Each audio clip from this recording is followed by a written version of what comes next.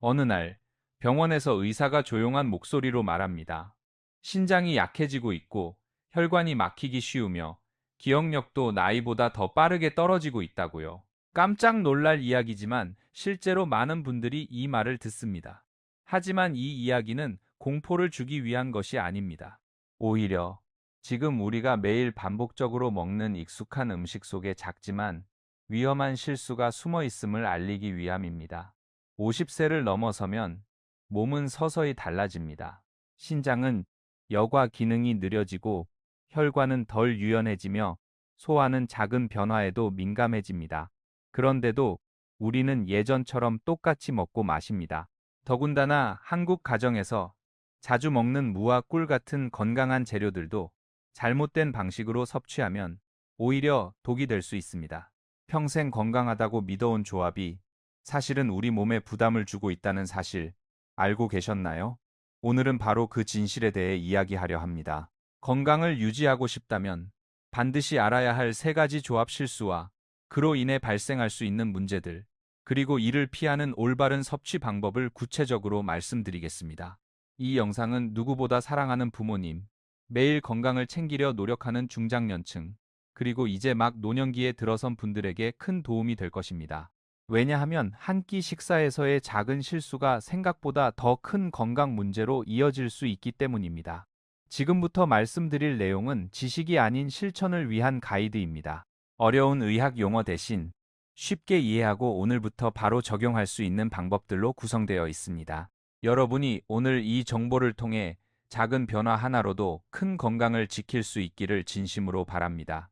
자, 그럼 많은 분들이 놓치고 있는 첫 번째 실수부터 바로 시작하겠습니다. 많은 분들이 물을 건강식이라고 생각하며 평생 즐겨 드셔왔습니다. 하지만 우리가 무심코 곁들이는 다른 재료 하나가 무의 효능을 거의 없애버릴 수 있다는 사실을 아는 분은 많지 않습니다. 첫 번째 실수는 바로 무와 오이를 함께 먹는 조합입니다. 김치를 담글 때, 샐러드를 만들 때, 또는 겨울철 반찬으로 무와 오이를 함께 사용하는 경우가 많습니다. 오이의 아삭한 식감이 무의 시원함과 잘 어울리기 때문이지요. 그러나 이 조합은 비타민 C를 거의 80%까지 파괴할 수 있다는 과학적 결과가 있습니다. 오이에는 아스코르비나아제라는 효소가 들어있는데 이 효소는 무에 풍부하게 들어있는 비타민 C를 분해해버립니다. 비타민 C는 단순한 영양소가 아닙니다. 감기 예방은 물론이고 면역 기능을 높이고 몸속 세포를 보호하는 중요한 항산화 물질입니다.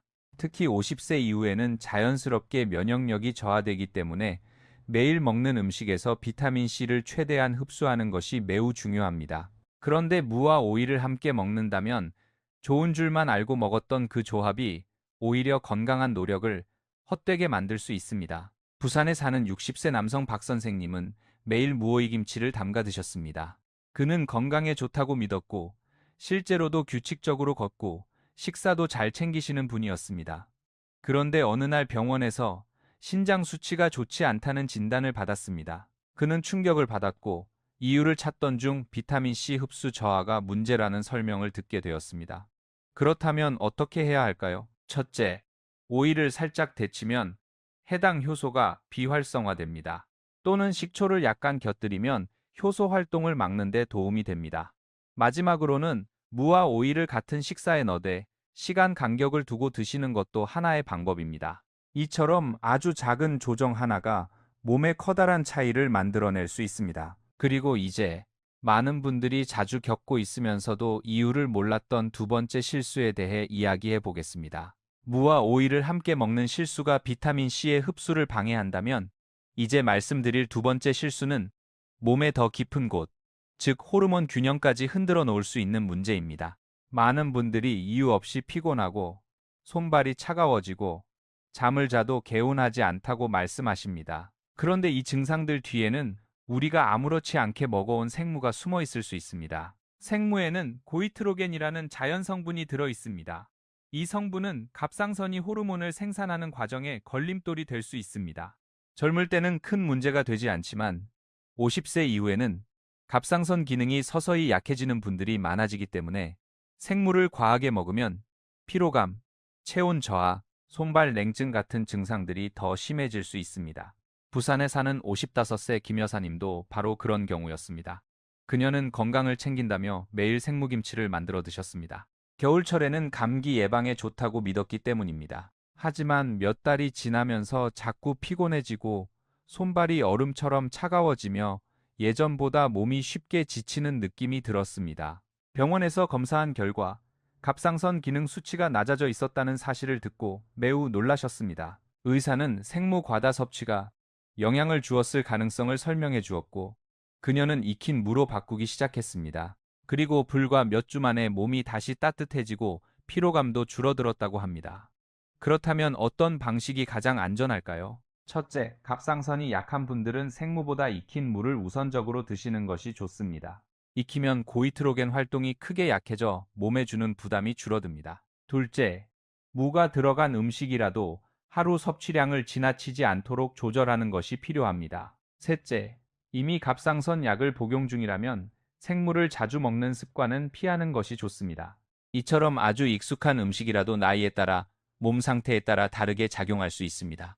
그리고 이러한 흐름은 다음 이야기를 더 자연스럽게 이어줍니다. 많은 분들이 건강을 위해 마시는 생무즙이 오히려 위와 신장에 부담을 줄 수 있다는 사실, 이제 그 세 번째 실수에 대해 차근차근 설명드리겠습니다. 무가 갑상선에 부담이 될 수 있다는 이야기를 들으면 많은 분들이 이렇게 말씀하십니다.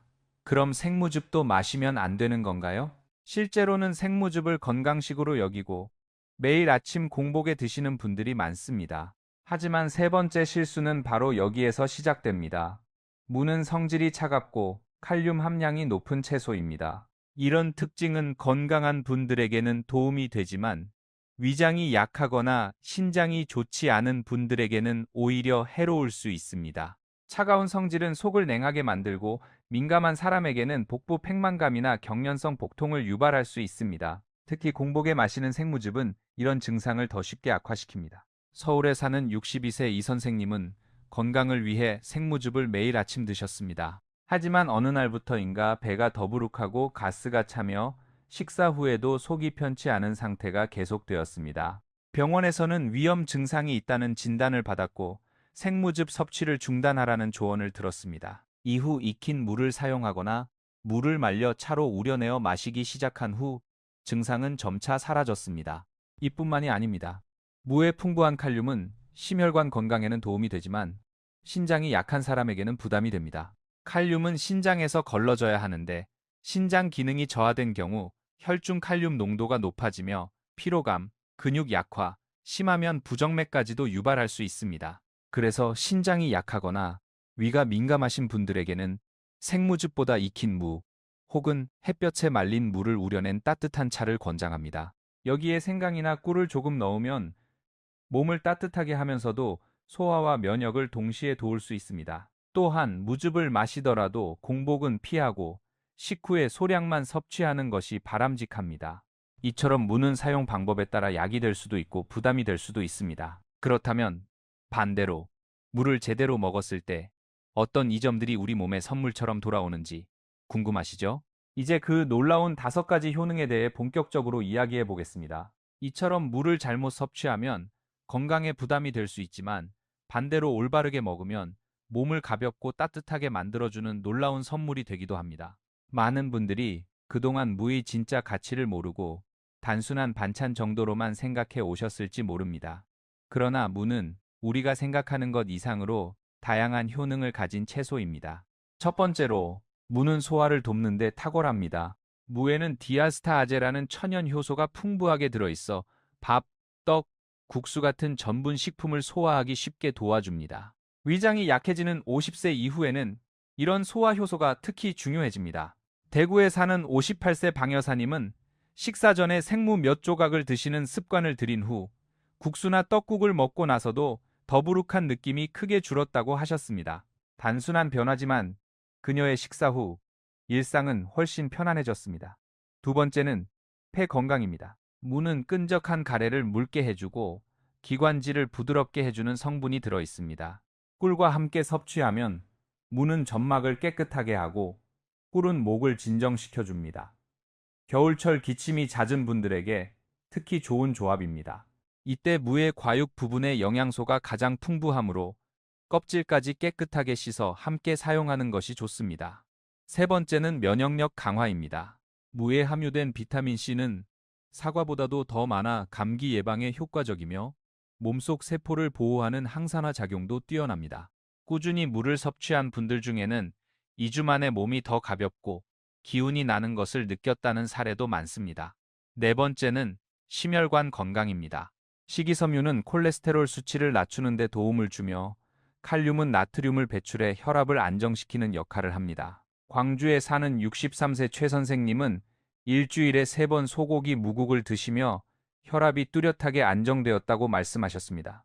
마지막 5번째는 체중 관리입니다. 무는 수분 함량이 높고 칼로리가 낮으며 섬유질이 풍부해 포만감을 주어 과식을 막아줍니다. 내장 지방이 고민이신 분들께는 더없이 훌륭한 선택입니다.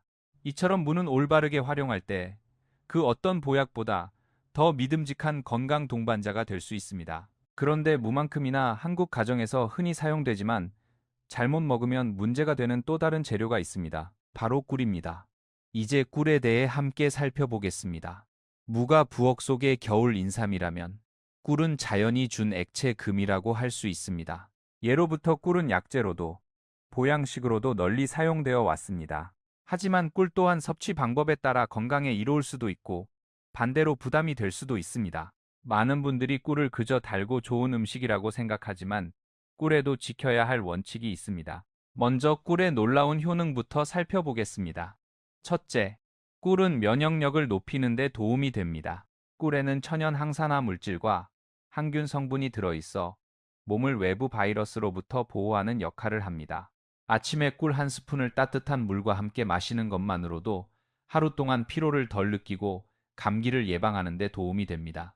둘째, 꿀은 목 건강에 탁월합니다. 기침이 잦거나 목이 건조할 때 꿀을 따뜻한 물이나 배와 함께 섭취하면 기관지가 부드럽고 편안해지는 것을 느낄 수 있습니다. 실제로 많은 어르신들이 겨울철 잠들기 전 꿀물을 마시며 숙면을 취한다고 말씀하십니다. 셋째, 꿀은 수면을 도와주는 역할도 합니다. 따뜻한 우유에 꿀을 넣어 마시면 신경이 안정되고 몸이 이완되어 깊은 잠을 자는 데 큰 도움이 됩니다. 특히 잠이 얕거나 자주 깨는 분들에게는 좋은 자연 치료법이 될 수 있습니다.